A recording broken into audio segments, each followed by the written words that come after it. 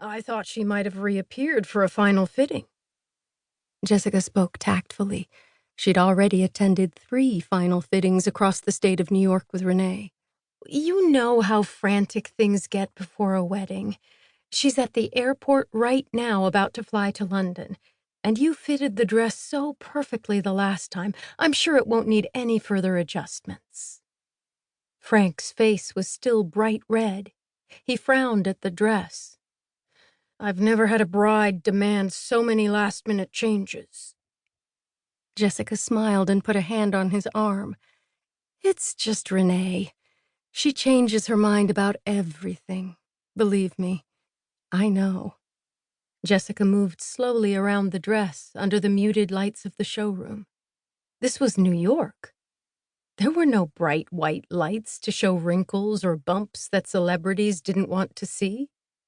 The now pale pink sequins and beads caught the light just perfectly, giving the whole dress a magical hue. Each of Renee's 4 dresses was entirely different. This was the most traditional, previously in white, but now in the palest of pinks.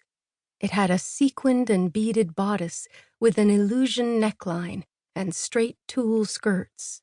The dress had originally been decorated with white beading and sequins.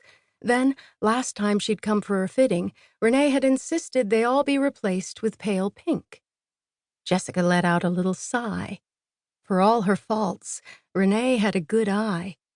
Something about the change of color just gave the dress that little extra oomph, that little suck one's breath in when they saw the bride feel. One of the other dresses had a plunging back that practically showed off Renee's backside. Another appeared to be made of white stretch net with panels covering only the most essential items of skin. It looked like a stripper's outfit instead of a wedding gown. The third was ultra-slim fitting, showing off Renee's curves with an enormous fishtail at the back. This was the most sedate by a million miles. "It's amazing," she admitted to an anxious Frank. She pulled out her phone. "Let me take a quick photo and send it to her. I'm sure she will just love it." Frank gave a nervous cough as he held the gown. I thought she might have had second thoughts about the veil she'd chosen. The white doesn't look quite right now the dress has changed tone. Jessica smiled. Frank nodded to where a garment bag was hanging up as she snapped the photo and pressed send. So I've given you 2. The original and the same veil made in palest pink. I think it will match perfectly. Jessica planted a kiss on the side of his cheek. "Frank, you're a miracle worker. Thank you for this. Our bride is going to be beautiful." As Frank carefully packaged the dress for transport, Jessica could feel a tiny bit of the tension start to release from her shoulders. This was the last thing she had to do before she headed home to pack for London.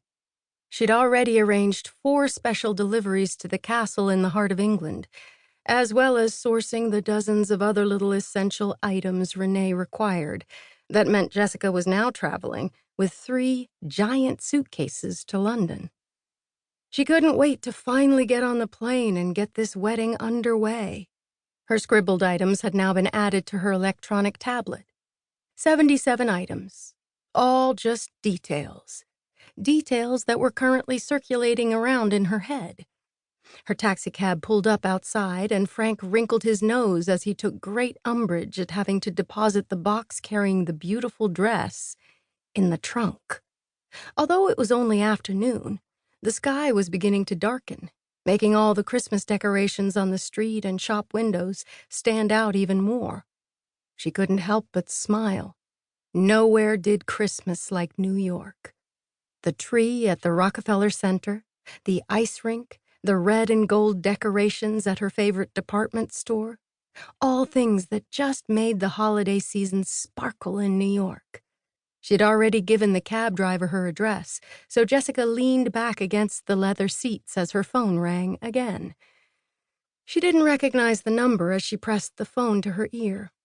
"Jessica Christie." "Jessica, it's Renee." She must be using the phone in first class.